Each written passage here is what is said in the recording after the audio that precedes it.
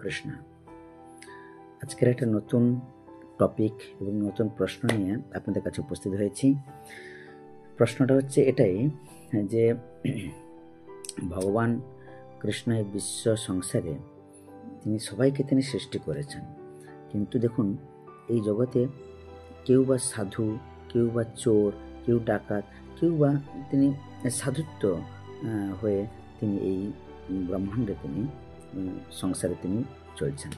কিন্তু একটা কথা হচ্ছে, কেন বা একজন মানুষ ধনী, কেউ বা গরিব, এরকম সম্প্রদায় বা এরকম বিভাগ কেন মানুষ এরকম করলেন?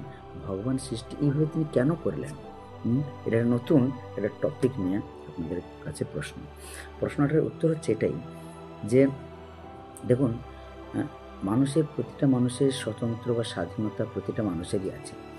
কেউ আমি নিজের মানসিকতা অনুসারে আমি নিজের সদ্গুণাবলী যদি জড়ো করতে পারি বা অ্যাডজাস্ট করতে পারি, তাহলে আমি ভগবানের কাছে আমি যেতে পারবো, আমি ভগবানের পুরস্কৃত লাভ করতে পারবো।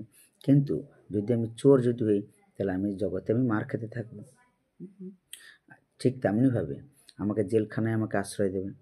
কিন্তু একটাই হচ্ছে, আমাদের জানতে হবে প্রতিটা মানুষের স্বতন্ত্র যদি স্বাধীনতা যদি না দিয়ে থাকতো, তাহলে কিন্তু মুমূর্ষু অবস্থায় আমরা পড়ে যেতাম।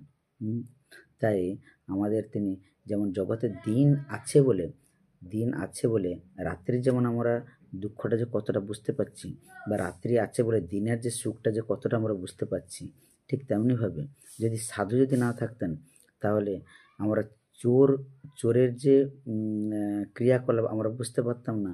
এবার চোরের যে ক্রিয়াকলাপ, যে তারা যে চুরি করলে বা চোর হলে যে আমাদের যে কত দুঃখ বেদনা হয়, জেলখানায় যেতে হয়, সাধু যদি না থাকতেন তাহলে তিনি আমাদের সাবধান তিনি করে দিতেন না। তাই সাধু আছে, তার জন্য তিনি আমাদের সাবধান করে দিচ্ছেন, যে ভালো মন্দ তিনি আমাদের বিচারটা তিনি দেখিয়ে দিচ্ছেন। কিন্তু ঠিক তেমনিভাবে আমাদের সাধু তিনি আমাদের লেকচারের মাধ্যমে তিনিও বুঝিয়ে দিচ্ছেন যে দেখো, এই হচ্ছে চোর, চুরি করলে তুমি জেলখানায় যাবে, আর সাধু হলে তুমি একদম গোলক বৃন্দাবনে আসতে পারবে।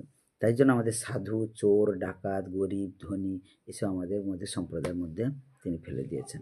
তাই আমাদের স্বতন্ত্রতা অনুসারে আমাদের বিচার করে আমাদের নির্ধারিত করতে হবে যে আমি কোনটার উপরে ডিপেন্ড করে আমি ভালো মন্দ গ্রহণ করতে পারবো। জয় শিল প্রভুপাদ। হরে কৃষ্ণ।